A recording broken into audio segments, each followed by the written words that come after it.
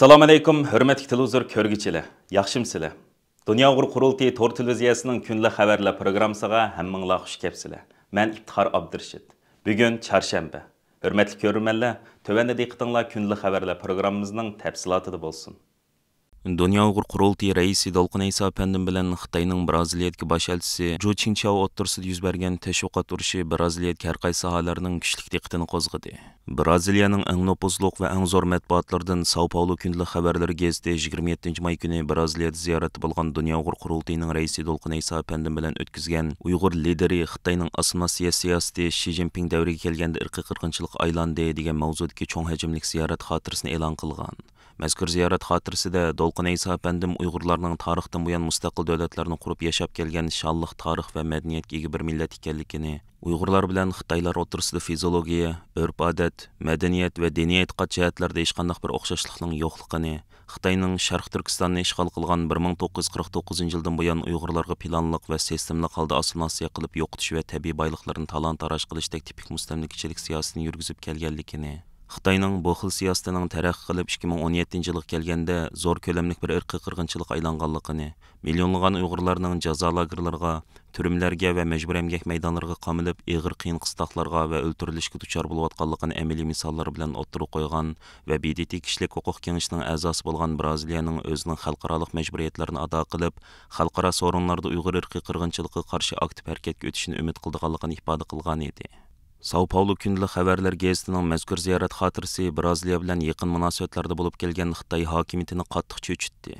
29-may kuni Xitoyning Braziliyadagi bosh elchisi Jo Qingchao Dolqin Ayso Apandimning bayonlariga qarshi Sao Paulo kunlik xabarlar gazetida Xinjiangda atalmış irqiy qirg'inchilik mavjud degan so'z tamoman bir yolg'ondan iborat degan temada maxsus obzor e'lon qilib, Dunyo Uyg'ur qurultiyining kattavishi Dolqin Ayso Braziliyada Xinjiang haqida asirlik yolg'onni tarqatadi deb chalvoqidi. Xitoy bosh elchisining mazkur obzori Xitoyning Braziliyadagi bosh elchixonasining tor betida ko'chirib tarqatildi. Obzorda mundaq deyilgan: Yaqinqi kunlarda Dunyo Uyg'ur qurultiyining kattavishi Dolqin Ayso Braziliyada Xinjiang haqida ig'vo tarqatib, Jungoning milliy va diniy siyosatini qoraladi. Uning bayonlari oq bilan qorani ostin-ustin qilib haqiqatni burmilganlikdan iborat. Dunyo Uyg'ur qurultiyi bo'lsa, sepi o'zidan Jungoga qarshi bo'lgunchi tashkilot bo'lib, uzun mezgillardan buyon Xinjiang haqida ig'vogarchilik qilib, diniy radikal ideyani tashviq qilib, zo'ravon bo'lgunchi harakatlari bilan shug'ullandi. Dolqin Ayso bo'lsa, chet elga Jungoga qarshi kuchlar yasab chiqqan bir artist. Jungo hukumati tomonidan terrorist unsur deb bekitilgan bir bo'lgunchi. U Jungo chegarasi ichida zo'ravon terroristik harakatlarni tashkillab, ig'ir jinoyatlarni sodir qilgan. U qasddan ziyonkashlik uchirg'uchi bo'lib olib, ommani aldab, Jungoni qarlab, Jungo bilan do'st davlatlar o'rtasidagi munosabatlarni buzishga urinib keldi. Biz Braziliya xalqining Dolqin Aysoning yolg'onlarga ishonmasligini umid qilamiz. Bosh elchi Jo Qingchao obzorda Xitoyning koni muqomini bozorga silib, Xinjiang almisoqdan Jungoning ayrilmas bir parchasi, Xinjiangda atalmış majburiy emgak, irqiy qirg'inchilik va xohlagancha tutqun bor deganlik asarlik yolg'ondan iborat deb chalvoqidi.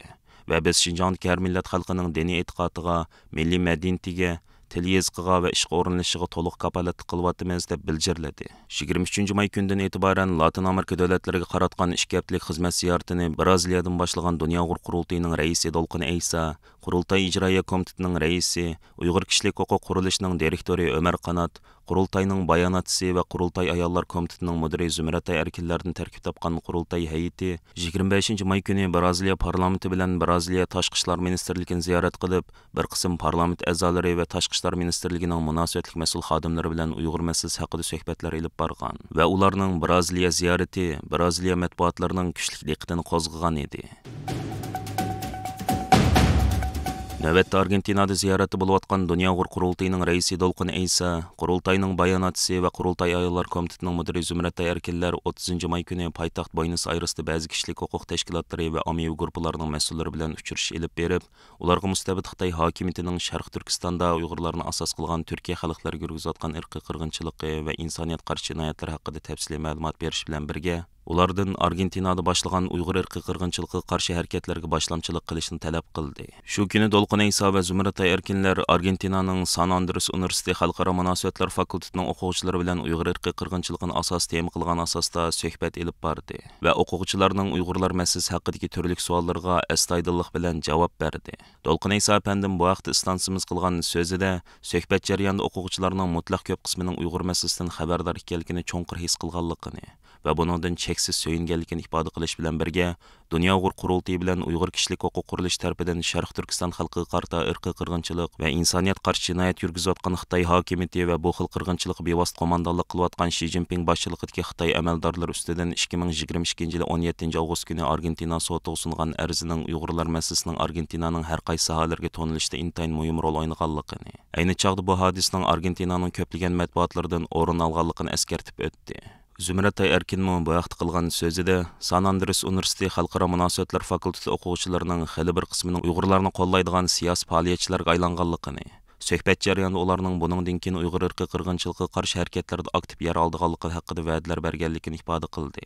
Dolqin Isa va Zümrət Erkinlar o'quvchilarga Uyg'ur irqiy qirg'inchiligi oshkorlangan 2017 yildan buyon BDT irqiy ayrimchilikka qarshi turish komiteti, BDT kishilik huquq oliy komissarligi, BDT iqtisodiy, ijtimoiy va madaniyat haqlarini qo'g'dash komiteti qatorliq BDTning ko'plagan organlari tarafidan, shundaqla BDTning dokladchi xodimlari tarafidan Uyg'urlar masalasi haqida e'lon qilingan dokladlar, bayonotlar, Uyg'urlarni qo'llaydigan davlatlar tarafidan e'lon qilingan birlashma bayonotlar, Uyg'ur irqiy qirg'inchiligini qabul qilgan hukumat va parlamentlar, Uyg'urlar masalasining Yevropa va Amerikadagi taraqqiyot yuzlanishi, Dunyo Uyg'ur qurultiyining funksiyasi, chet ellardagi Uyg'urlarning ahvoli qatorliq keng mazmunlarda tafsiliy tushuncha va ma'lumot berdi. Amerika Xalqaro diniy erkinlik komitetining raisi Nuriy Turkal apandi Bosh instituti jurnali Catalystning yaqin sonida e'lon qilgan Xitoyning yuqori texnikalik irqiy qirg'inchiligi nomli maqolasida Uyg'ur irqiy qirg'inchiligini to'xtatish Amerikaning iqtisodiy va xavfsizligini qo'g'dash uchun muhim deb ko'rsatdi. Nuriy Turkal apandi bu maqolasida yuqori texnikalik irqiy qirg'inchilik degan temani asos qilishidagi sababni tushuntirib, Xitoyning Uyg'urlarga elib berayotgan irqiy qirg'inchiligining o'tgan asrda yuz bergan Yahudi cho'ng qirg'inchiligi va boshqa cho'ng ko'lamli irqiy qirg'inchilikdan farqlanadigan yeri Xitoyning hozirgi zamondagi yuqori texnik vositalardan foydalanib, bu jinoyatni maxfiy ham unumli usulda elib berayotganligidir dedi.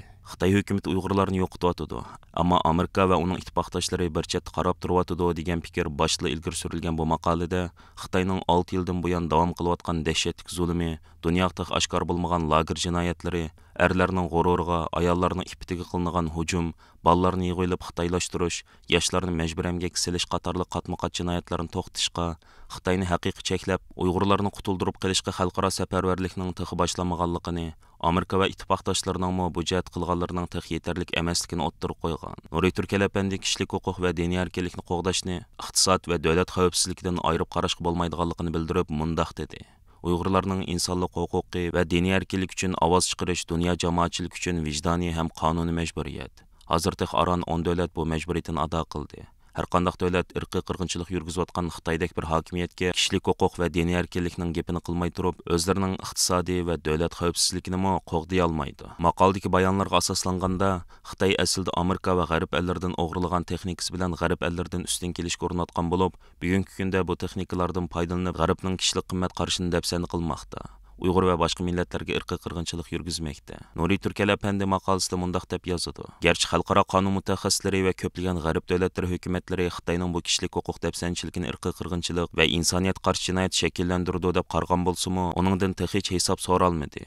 Bu irqiy qirg'inchilik davomlashib 7 yilga qadam qo'ygan bugungi kunda xalqaro jamiyatning uning bo'lgan inkosi hilam asta va to'van bo'lmoqda. Nuriy Turkal apandi bu maqolasida kishilik huquq va diniy erkinlik hurmat qilish axloqiy mas'uliyat bo'lib qolmay, o'z navbatida yana Amerikaning iqtisodiy va xavfsizligini qo'g'dash uchun muhim degan fikrni ilgari surgan. Nuriy Turkal apandi bu vaqtda to'xtalib, faqat iqtisod va xavfsizlik masalasiga ko'ngil bo'lib, kishilik huquq va diniy erkinlikka ko'ngil bo'lmaslik bugungi Uyg'urlar uchrayotgan irqiy qirg'inchilikning shakllanishiga asos silib berdi.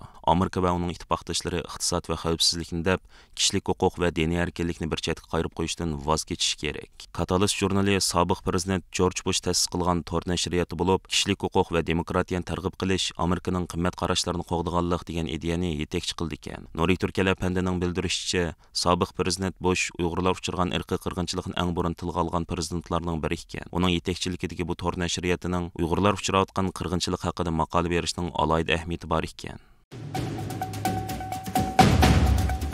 Germaniyaning davlat radio televiziya kanali bo'lgan ARDda 30 may kuni e'lon qilgan Xitoydan Kabulga bevosita havo qatnash yo'li qo'yildi nomli xabarga qaraganda, Xitoy hokimiyati Afg'oniston poytaxti Kabul bilan Urumchi orasida har chorshanba kuni bevosita uchadigan havo qatnashini rasmiy yo'lga qo'ygan. Bu Taliban hökuməti 2021 yılı 8 ayda Afganistan hakimiyyəti qolğa alğandan buyan Xitayning tunji qitim ikki davlat orasida bevosita havo qatnashiga yo'l etish bo'lib hisoblanadi ekan. Ma'lum bo'lgandek, Talibanlar hakimiyyətini qolğa alğandan buyan gerçi Xitay hökuməti Afganistan hökumətin rasmiy e'tirof qilmagan va ikki davlat o'rtasida diplomatik munosabat o'rnatmagan bo'lsa-mu, ammo Afganistan to'xtamay vakillar o'miga avatib, turli iqtisodiy kelishimlarni tuzib, Afganistan o'ziga bog'lashga urinib kelgan. ARDning bu xususda bayon qilishicha, 1,5 milliondan ko'p Uyg'ur jazo lagerlariga qamalgan Sharq Turkiston bilan Afganistan o'rtasidagi chegara 76 kilometr uzunlikda cho'zilgan bo'lib, Xitoy hokimiyati mana bu chegaraning muqimsizligidan ansirab, iqtisod asosi vayron holda Taliban hökumətini o'ziga beqindirishga tirishmoqda ekan.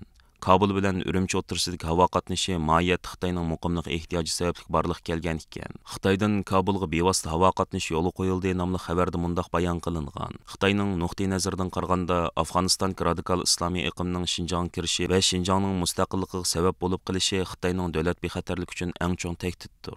Xitoy hokimiyati va rahbarlari kontrollikni yo'qotib qo'ymaslik uchun oxirgi bir qancha yilda Xinjiangda g'oyat zo'r kuzatish sistemasi barpo qilib chiqqan. Navbatda 1,5 milliondan ko'proq Uyg'urning jazo lagerlariga qamalganligi ilgari surilmoqda. Holbuki Xitoy bilan Pokistondan boshqa davlatlar bilan tuzuk aloqasi bo'lmagan Afg'oniston hukumatı Xitoyning talabi bilan navbat Uyg'urlarni qo'llamaslikni ochiq o'tirib qo'ygan bo'lib, siyosiy kuzatuvchilarning qarashicha Xitoy navbat yolg'iz Afg'onistonda emas, butkul O'rta Osiyo jumhuriyatlari ham Janubiy Osiyo davlatlari bilan Sharq Turkiston orasidagi munosabatni kuchaytirmaslik uchun atalmış Uyg'ur avtonom rayonlik yerlik doiralarga ba'zi huquqlarni va imtiyozlarni bermoqda ekan. Xitoyning Afg'oniston bundaq ko'ngil bilishi afg'onlarning Uyg'urlarni qo'llashining oldini olishni maqsad qilgan ekan.